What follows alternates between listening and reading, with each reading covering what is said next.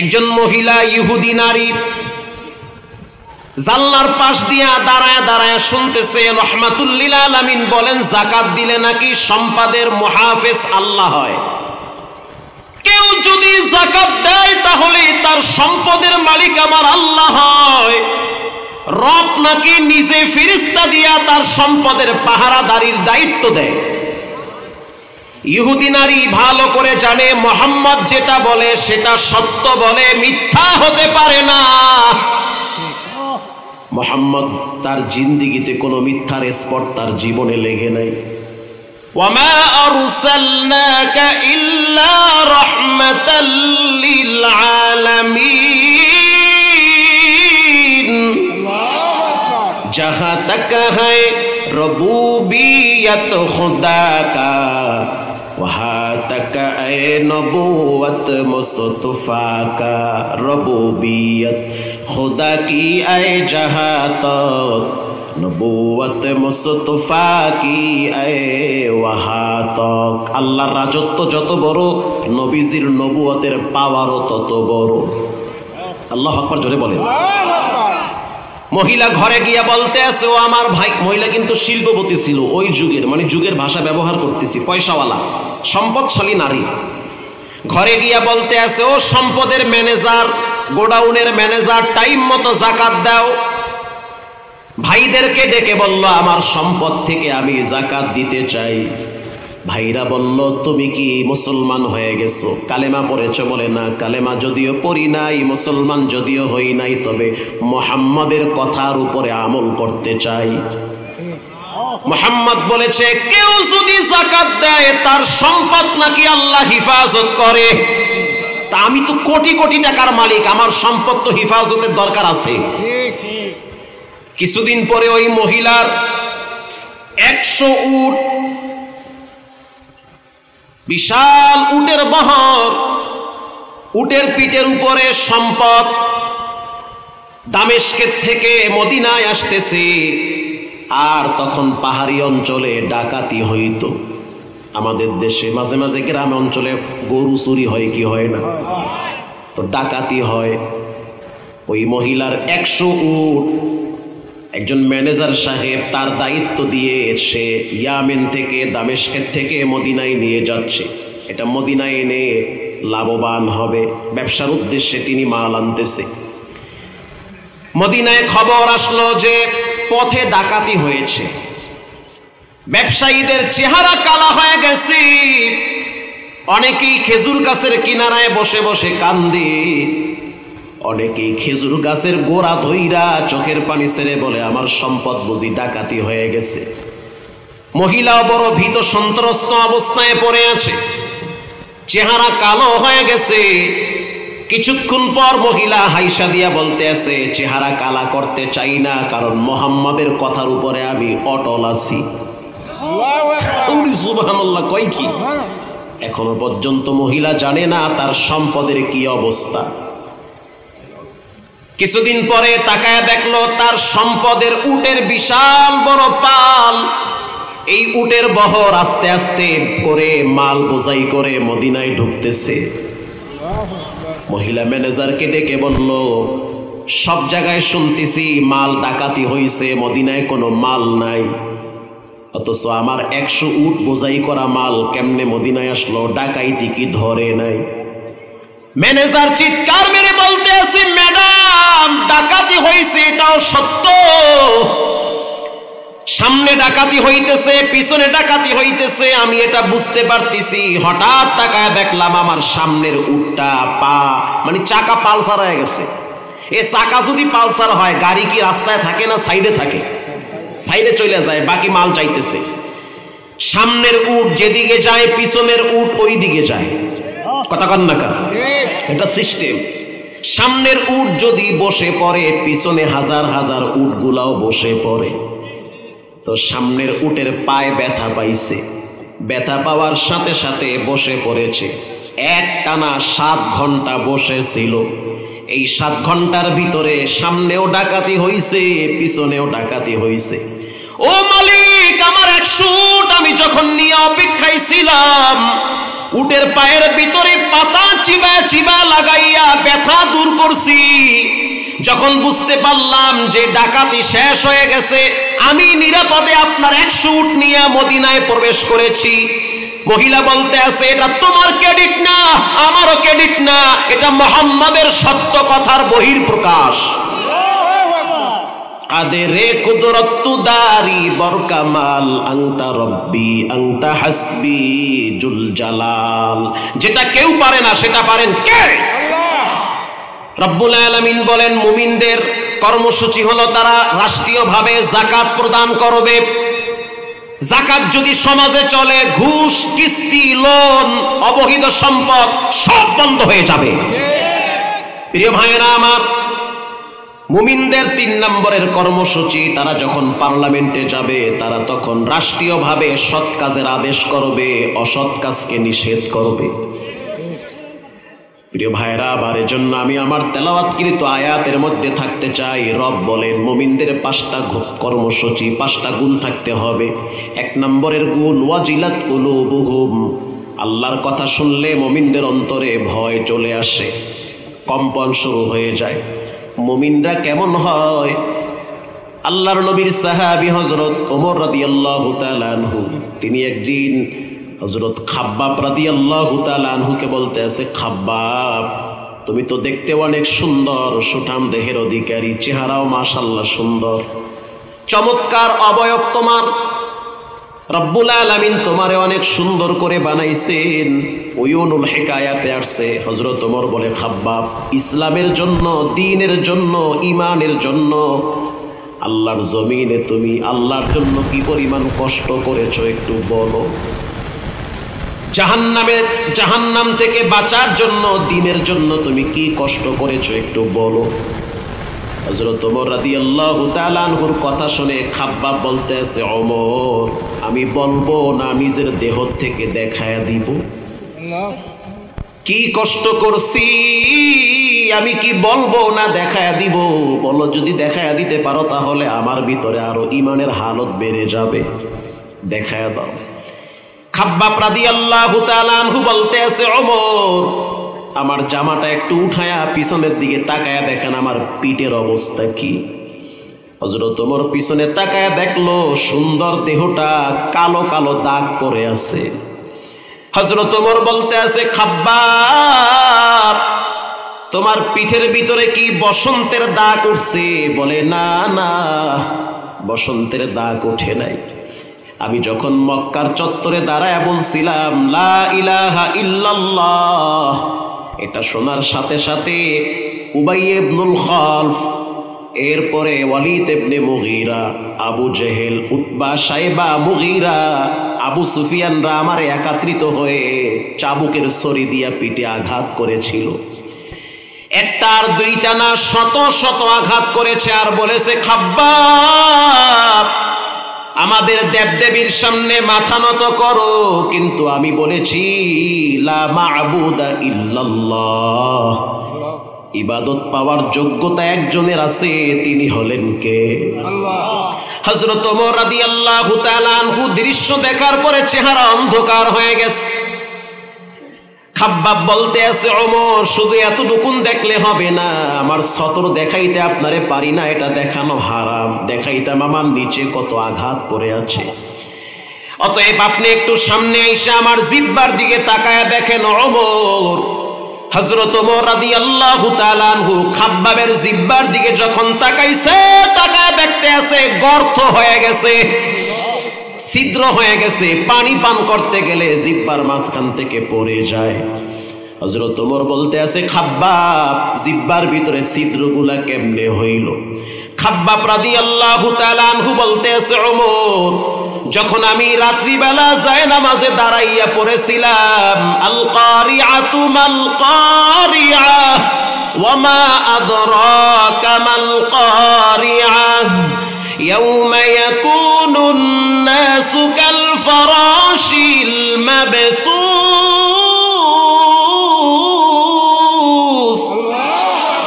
এই আওয়াজ শোনার পর আবু জেহেলের মেজাজ গরম হয়ে গেছে, সবাইরে ডাইকা বলতে আছে, ওরে ইচ্ছা মতো পিটাইতে থাকো, কেন আমি কোরআনের আয়াত তেলাওয়াত করলাম? পিটাইতে পিটাইতে আমার জমিনে শোয়ায় ফেলাইছে।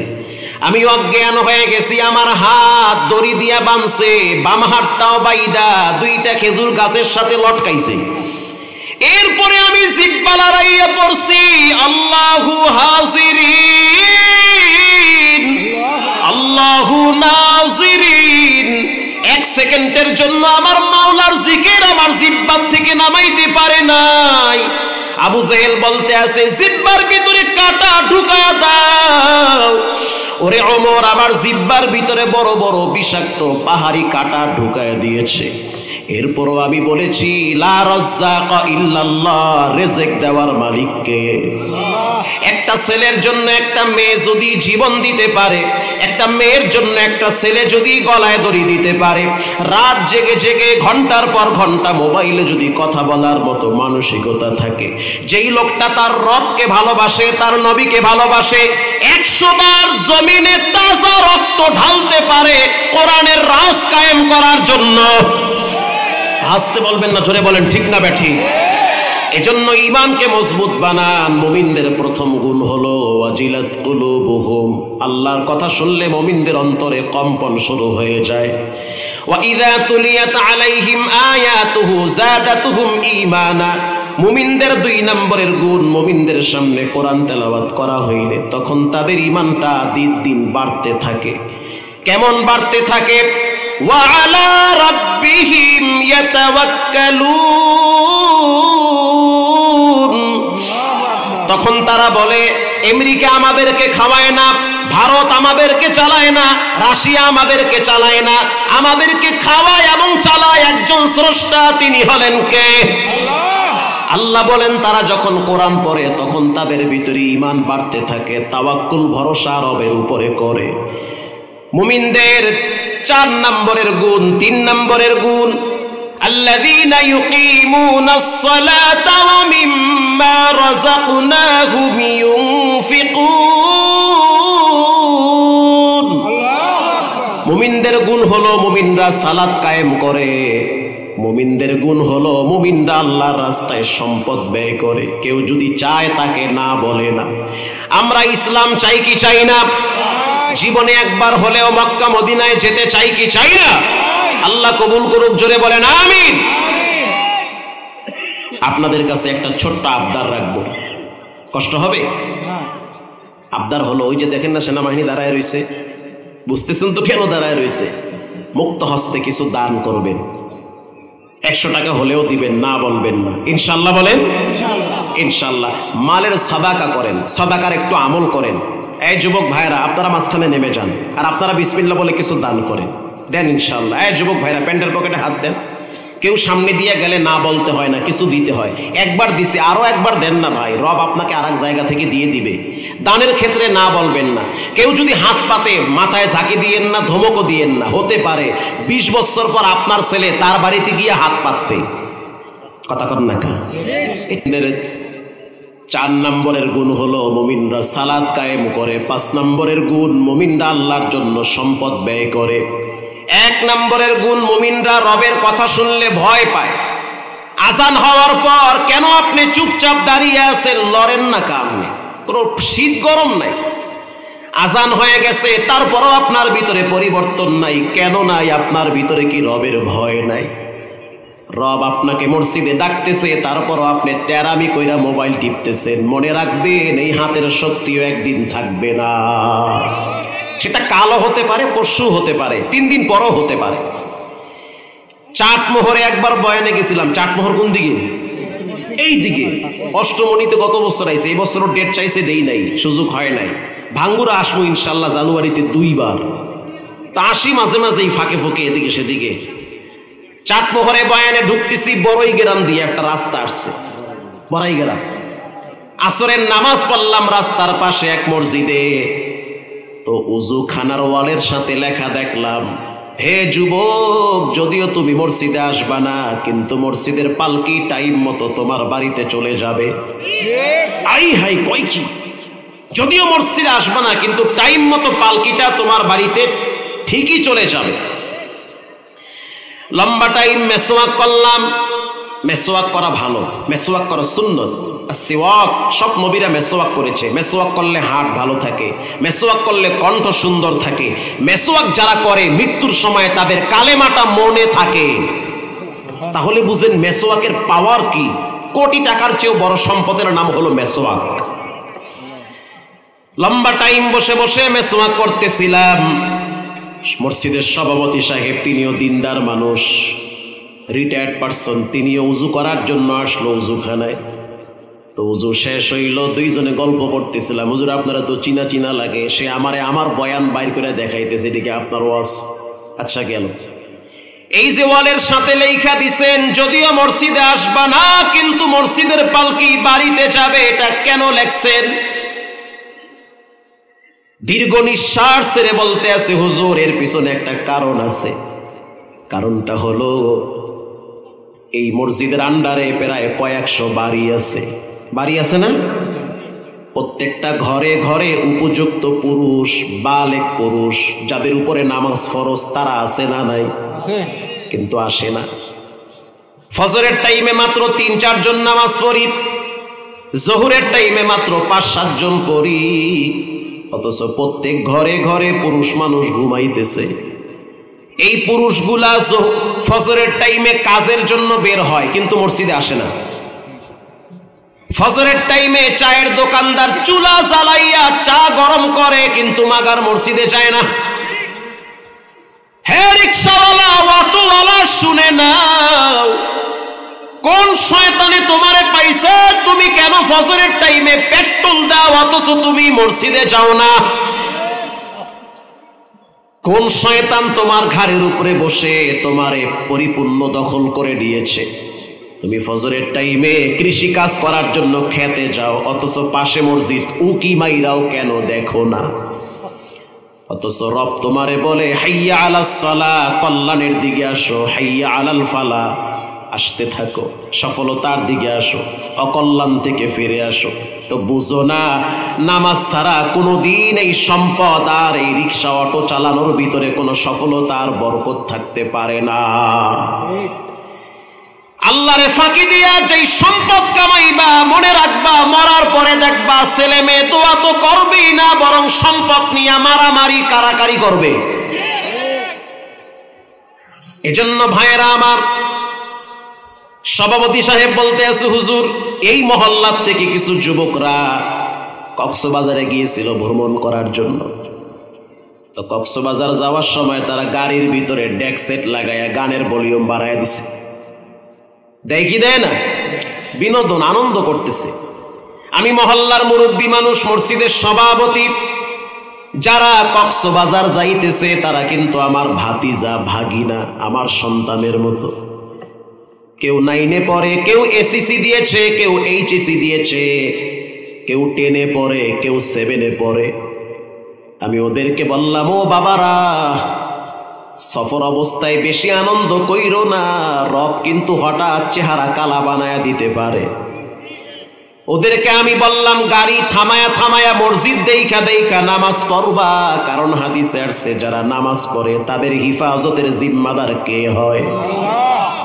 মান গাদা ইলাল মসজিদ আও রাহা আ'আদ্দাল্লাহু লাহু নুজুলাহু মিনাল জান্নাতি কুল্লামা গাদা আও রাহা। কেউ যদি সকালে আর বিকালে অর্থাৎ ফজর আর এশা মসজিদে যায়, হাদিসে আসছে নবীজি বলেন, আ'আদ্দাল্লাহু লাহু নুজুলাহু মিনাল জান্নাহ কুল্লামা গাদা আও রাহা। সে যেন অপেক্ষায় থাকে, তার মাওলা, তার মালিক জান্নাতে তার জন্য দস্তারখানা বিছায়া রাখছে। দস্তারখানার ভিতরে খানা থাকবে, বলেছেন মুহাম্মাদুর রাসূলুল্লাহ সাল্লাল্লাহু আলাইহি ওয়াসাল্লাম, খানা থাকবে। আর রব্বুল আলামিন নিজে বলবেন, বান্দা খাইতে থাকো, কারণ তুমি ফজরের টাইমে আমাকে সময় দিয়েছো। অন্য এক হাদিসে রাসূল বলেন, জিম্মাতাল্লাহ, যে ব্যক্তি ফজর পড়ে সে যেন রবের জিম্মায় চলে যায়। তোমরা সফর অবস্থায় থাকো, নামাজ কাজা করবা না, নামাজ পড়বা। ওরা কি আর নামাজের কথা মনে রাখে? ওরা তো আছে গানের তালে, যাইতেছে যাইতেছে যাইতেছে, যখন কিছু দূর যাওয়ার পরে শুনতে পারলাম রাত্র ৩টার সময় খবর আসলো গাড়িটা অ্যাক্সিডেন্ট করেছে। অ্যাক্সিডেন্ট করার পরে কয়েকজন মারাও গেছে। ওদের লাশ গ্রামে আসছে। এই মসজিদের পালকিটা আমি নিজে ঘাড়ে করে বাড়িতে নিছি। তখন আমি সিদ্ধান্ত নিছি ওয়ালে লেখা দিব, তোদের পাও ধরছি, যদিও তোরা মসজিদে আসবি না, কিন্তু মসজিদের পালকি ঠিক টাইম মতো তোমার বাড়িতে হাজির হয়ে যাবে। কথা কন না কা? যুবক, তুমি যদি জিনা করো তারপরেও বলবো নামাজ ছাইরো না। যদি হারাম খাও তারপরেও নামাজ ছাড়বা না। যদি মিথ্যা বলো তারপরেও নামাজ ছাইরো না। এক সময় দেখবা জিনা থাকবে না, হারাম থাকবে না, নামাজ ঠিকই থেকে যাবে। মুকুম চুস্তি নামাজে পানজে গানা ফাওয়াইলুল লিল মুসাল্লিনাল্লাযীনা। আল্লাহ বলেন মুমিনদের অন্যতম একটি গুণ হলো মুমিনরা সালাত আদায় করে। মুমিনদের অন্যতম একটি গুণ, মুমিনদের সামনে কোরআন তেলাওয়াত করা হইলে মুমিনদের ঈমান বেড়ে যায়। কেমন ঈমান বাড়ে? আর 10 মিনিট সময় দেওয়া যাবে? কষ্ট হবে নাকি? মক্কা শরীফের বর্তমান 6 জন ইমাম।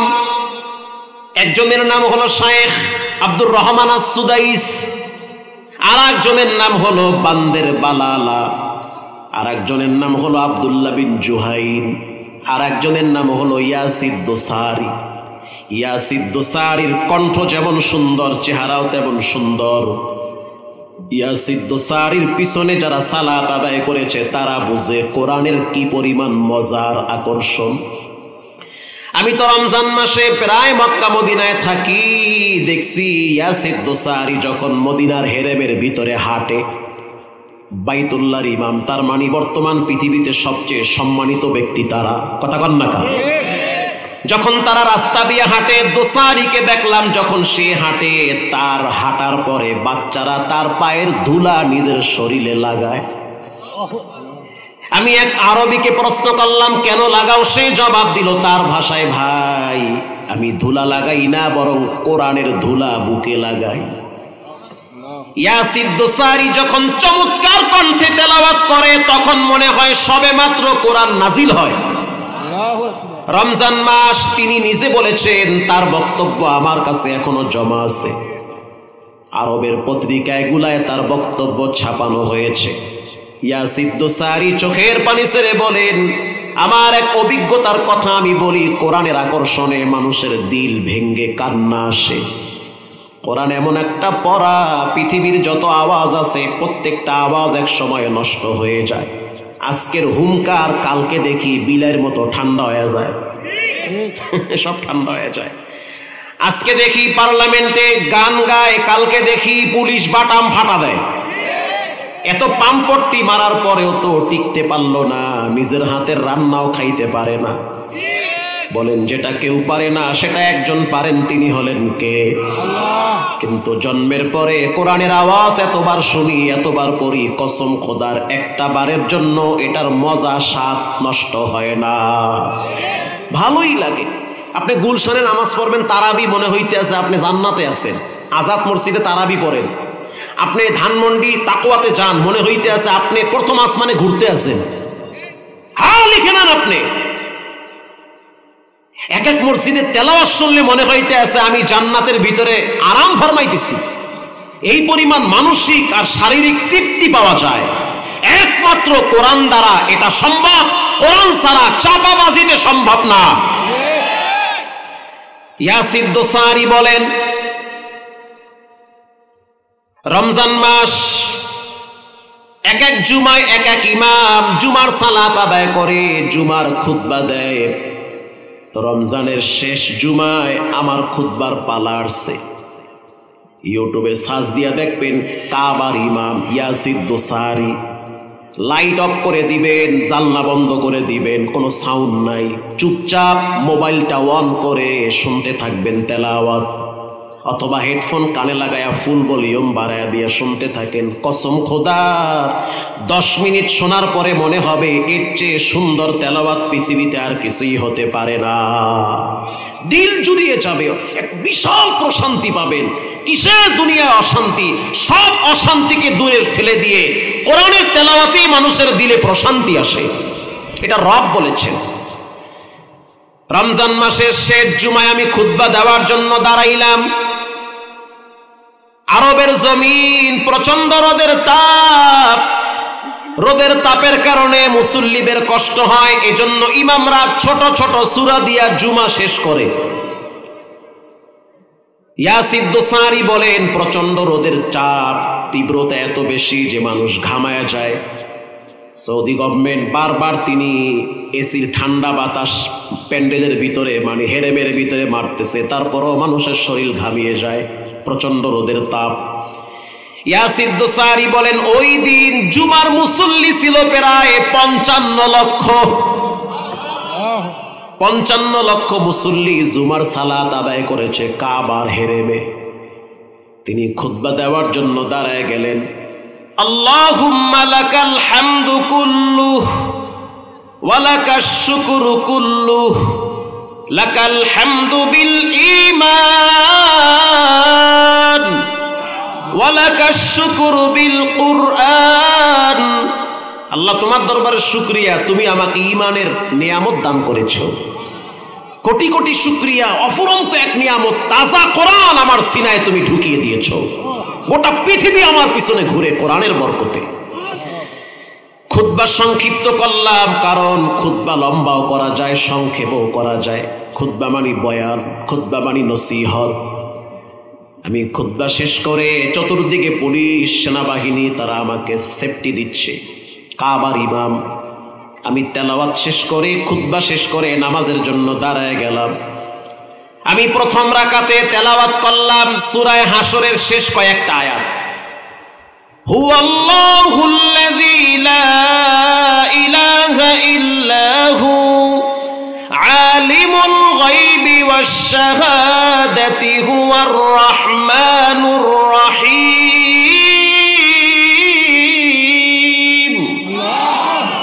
আরে আমার তো ফাড়া বাস যেমনে পারি হেমনি পড়ি, এর তো 100 ভাগের আশেপাশে আমি নাই। চমৎকার তেলাওয়াত চলতেছে, আমি নামাজে তেলাওয়াত করতেছি, কিন্তু বুঝতে পারতেছি পিছনে কে যেন নাক টানতেছে। মানুষ কেন নাক টানে? যখন চোখের পানি পড়ে তখন নাকের পানিও পড়ে, তো বোঝা যায় তার চোখের পানি ঝরতেছে, যার কারণে বারবার নাকের পানি টানতেছে। আমি দ্বিতীয় রাকাতে তেলাওয়াত করলাম সূরা কুরাইশ, লিইলাফি কুরাইশ ইলাফিহিম রিহলাতাশ শিতাই ওয়াস সাইফ। চমৎকার কিছু আলোচনা এখানে আছে সূরা কুরাইশের ভিতরে। আল্লাহ বলেন এই ঘরের মালিক তোমাদেরকে নিরাপত্তা দিয়েছে, আর সেই ঘরের সামনে দাঁড়াইয়া ইমামতি করতেছে। আল্লাহু আকবার। রব বলেন এই ঘরের মালিক তোমাদেরকে খাওন দিছে, সেই ঘরের সামনে আমি দাঁড়ায়া নামাজ পড়াইতেছি। এই ঘরের মালিক তোমাদেরকে পরিপূর্ণ শীত এবং গরমে ফসল দিয়ে বরকত দিয়েছে। ইয়াসির দোসারি বলেন আমি তেলাওয়াত শেষ করলাম, নামাজ শেষ করলাম, আমি বুঝতে পারলাম পিছনে এক যুবক আমার দিকে আসতেছে দেখা করার জন্য। পুলিশ আইসা ধাক্কা মারছে, কিন্তু ওর চেহারার দিকে তাকায় বড় মায়া লাগছে। আমি তাকায় দেখলাম চোখের পানি ঝরতেছে। আমি পুলিশকে বললাম একটু কাছে আসতে দাও, যদিও নিয়ম নাই তারপরেও তাদের কিছু স্পেশাল ক্ষমতা থাকে। বললো একটু কাছে আসতে দাও। পুলিশ 4-5 জন দাঁড়ায় রয়েছে, ওরে মাঝখানে রাখছে। কেন কাঁদো, কি হয়েছে? মা ইউবুকিকা ইয়া শাবাব, কাঁদো কেন, চোখে কেন পানি? যুবক বলতে আছে হুজুর আমার শরীরে এখনো টেটো আঁকা। টেটো বোঝেন? টেটো টেটো আঁকা, মুসলমানের বাচ্চা। আমি কোনোদিন নামাজ পড়তাম না, শুক্রবারেও জুমা পড়তাম না। আমার বাড়ি হলো ফ্রান্সে। দোসারি বলেন, ইমাম বলেন আমার বাড়ি হলো ফ্রান্সে, কিন্তু আমার মা মুসলমান, বাবাও মুসলমান। আমি রমজান মাসেও রাত্রিবেলা গোপনে গোপনে মদ খাইতাম, মহিলাদের সাথে আড্ডা মারতাম। আমার মা বড় দিনদার মহিলা, তিনি অনেক কান্নাকাটি করেছে। ও মালিক আমি কিছুই চাই না, সন্তানটারে তুমি ভালো বানায় দাও। আমি আমার সন্তানটারে বললাম ও সন্তান আমার কিছু স্বর্ণ আছে, তোরে দিয়া দিলাম, তুই বিক্রি করে ওমরায় চলে যা। মুসলমানের বাচ্চা রমজান মাসেও মদ পান করেও ব্রেন মস্তিষ্ক কত নষ্ট হয়ে গেছে। আমি প্রথম সিদ্ধান্ত নিছি মায়ের প্রস্তাব প্রত্যাখ্যান করব, কিন্তু মা নাসরবান্দি রাত্রিবেলা আমার রুমে আইসা গেটের সামনে দাঁড়ায় বাচ্চাদের মতো কাঁদতেছে আর বলতে আছে, ও সন্তান, আমার মনটা চায় যেভাবেই হোক তুমি রমজান মাসে মক্কায় যাও। আমি পরের দিন সিদ্ধান্ত নিলাম যেভাবেই হোক রমজানের শেষ 10 দিন মক্কায় যেতে হবে। আমি আমার সাথে 2-1 মুসলমান বন্ধু বান্ধব ছিল, তাদেরকে নিয়ে চলে গেলাম উমরা করার জন্য। আমি আজকে সকালবেলা জেদ্দা এয়ারপোর্টে নামছি, এরপরে ডাইরেক্ট চলে আসছি কাবায়। আসার পরে প্রথমে আমি উমরা করছি। উমরা কমপ্লিট করার পরে নামাজের জন্য অপেক্ষায় ছিলাম। দীর্ঘ কয়েক ঘন্টা আমি রোদের তাপে পড়তেছি, কেন আমি কাবার কাছে কাছে সালাত আদায় করব। আপনি যখন প্রথম রাকাতে কি যেন তেলাওয়াত করলেন, মনে হইতে আছে আমার কালো কলিজাটা কে যেন বাতাস দিয়া সাদা বানায়া দিতেছে।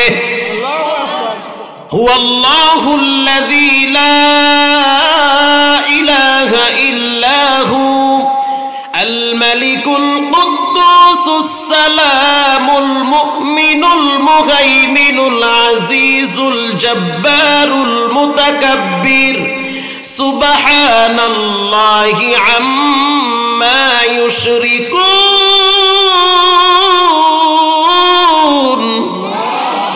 হুয়াল্লাহুল্লাযী লা ইলাহা ইল্লা হু আলিমুল গায়বি ওয়াশ শাহাদাতি হুয়ার রাহমানুর রহিম।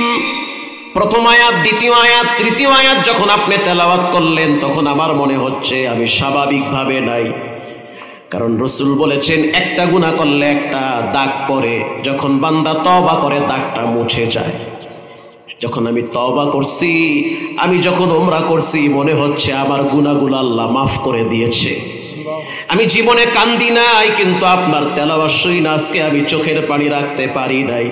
আমি কান ধরে তওবা করতেছি, জীবনে আর টেটো আঁকবো না, জীবনে আর মাকে কাঁদাবো না, জীবনে আর নামাজ ছেড়ে দিব না। ইয়াসিদ দোসারি বলেন, আমিও কাবার সামনে ওই যুবকের চোখের পানি দেখে নিজের পানি সামলাইতে পারি নাই। এজন্য যুবক ভাইয়েরা আমার, মানুষের অন্তরে প্রশান্তি দেয় একমাত্র কোরআনের মাধ্যমে। আজ থেকে পাক্কা নিয়ত করে নেন, জীবনে কোনোদিন নামাজ ছেড়ে দিব না, হারাম খাবো না, আব্বা আম্মার সাথে খারাপ ব্যবহার করব না। কোন যুবক যদি কোন নারীকে ফুসলায়া ফাসলায়া প্রেমের জালে ফালাইয়া, কোন যুবক যদি তার চরিত্রকে নষ্ট করে দেয়, আর যদি সে মনে করে আমি বেঁচে গিয়েছি, লিখে রাখো বাঁচো নাই, বরং ধরা খাইছো। এমন ধরা খাইলা 30 বছর পরে হইল তোমার রব এই পাপের শাস্তির মজা বুঝায়া দিবে। এজন্য সাবধান, নিজেরও মেয়ে হতে পারে, আর একজনের মেয়ের দিকে হাত বাড়াবার আগে 13 বার চিন্তা করবা, নিজেরও ঘরে বোন আছে, নিজেরও ভাগিনী আছে। এক সময় তোমার 5টা মেয়ে হতে পারে। তুমি যেমন যৌবনকালে একটা মেয়ের ওন্না ধরে টান দিয়েছো, আজ তোমার 5টা মেয়ে তোমার চোখের সামনে আর এক যুবক ওন্না ধরে টান দিবে, তুমি দেখবা মাগার কিচ্ছু বলতে পারবা না। এমনও বাপ দেখছি নিরুপায় হয়ে থাকে, কিচ্ছু বলতে পারে না। বাবার নাকের ডগায় মেয়ে মদ পান করে, বাবার নাকের ডগায় ছেলেটা আর একটা মেয়ের নিয়ে পার্সোনাল বেডরুমে চলে যায়। একটা দুইটা না, শত শত দেখছি। হাজার হাজার কান্নার আওয়াজ আমার ওই বড় মোবাইল চেক করলে পাবেন। হুজুর আমার জন্য দোয়া চাই, কেন আমার মেয়েটা নষ্ট হয়ে গেছে। আমার সন্তান রাত্রিবেলা মদ পান করে ক্লাব থেকে মেয়ে নিয়ে রুমে আসে, আমি কিছুই বলতে পারি না, আমি সরকারি অফিসার। এজন্য ফ্যামিলির ঝামেলাগুলা পৃথিবীর কেউ মিটাইতে পারে না, মিটাতে পারে একজন, তিনি হলেন কে? আজ থেকে পাক্কা নিয়ত করেন, নামাজ ছাড়বো না, হারাম খাবো না, মা বাবার সাথে বেয়াদবি করবো না। যদি দিলটা নরম থাকে, তওবার নিয়াইতে 2টা হাত আল্লাহকে দেখায়া দেন, নারে তাকবীর, সোজা করেন, পাক্কা নিয়ত করেন। রব্বুল আলামিন এই হাতগুলো জীবনে একবার কাবার গিলাফের সাথে লাগায়া দেন, আমিন বলেন। জীবনে একবার মদিনার ঘিরান নাকি নেওয়ার তৌফিক দেন। জীবনে একবার আরাফার ময়দানে মুজদালিফায় জমজমের পানি খাওয়ার তৌফিক দেন। আরো জোরে বলেন আমিন। হাত নামান। রঙ্গে তাকওয়া রঙ্গে সিদ্দিক রঙ্গে দিন তা'আবদু বাকি বুয়াদবর আবেদিন। এতক্ষণ বয়ানে কি বুঝলেন? ঈমান লাগবে কি লাগবে না? কোরআন লাগবে কি লাগবে না? আল্লাহ আমাদেরকে 5টি গুণ অর্জন করার তৌফিক দান করুক। 1 নম্বরে রবের কথাকে মূল্যায়ন করব ইনশাআল্লাহ। বলেন আল্লাহ যখন আপনাকে ডাকবে মসজিদে চুপচাপ থাকবেন না যাবেন? যাবেন ইনশাআল্লাহ। বলেন 2 নম্বরে তেলাওয়াত করবেন কোরআন শরীফ। হাদিসে আসছে কেউ যদি সূরা ইখলাস 10 বার পড়ে জান্নাতে তার জন্য একটা স্বর্ণের বিল্ডিং নির্মাণ করে দেওয়া হয়। বুখারীর হাদিস এটা। কেউ যদি সূরা জিলজাল 2 বার পড়ে তার জন্য রব্বুল আলামিন 1 খতম কোরআনের নেকি স্পেশাল ভাবে জমা করে রাখে, এটা তার মরার পরে কাজে আসবে। এরকম অসংখ্য সূরা আছে। সূরা মুলুক তেলাওয়াত করলে কবরের আযাব মাফ হয়ে যায়। এগুলো এক্সট্রা পুঁজি। আরে সারাদিন তো ছেলেমের জন্য খাটেন, সারাদিন নেত্রীর জন্য খাটেন, সারাদিন মার্কার পিছনে দৌড়ান, নিজেকেও সময় দেন। নিজের পার্সোনালিটি বজায় রাখবেন, নিজের হিসাব নিজে মিলাবেন। নিজের হিসাব না মিলাইয়া বিছানায় পিঠ লাগাবেন না। আজ সুস্থ আছেন, সবাই ঘুরে, পকেটে টাকা আছে, বন্ধু বান্ধব ডানে বামে আছে। যেদিন টাকা থাকবে না বিছানায় পড়ে যাবেন, হেরিকেন জ্বালাইয়াও বন্ধু বান্ধব খুঁজে পাবেন না। অতএব নিজেকে সময় দেন, ফ্যামিলিকে সময় দেন, ছেলে মেয়েগুলাকে দিনদার বানান, নিজে আল্লাহওয়ালা হন, আল্লাহর কোরআনকে ভালোবাসেন।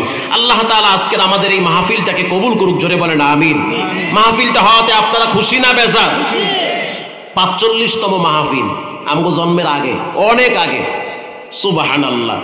তার মানে এই মাহফিলটা অনেক আগ থেকে চলে আসছে। আল্লাহ তাআলা এই মাহফিলের উসিলায় এলাকার যত মুসলমান কবর আছে আল্লাহ কবরের আযাব মাফ করে দিক। মাশাআল্লাহ, অনেকেই দান করেছে। বিশেষ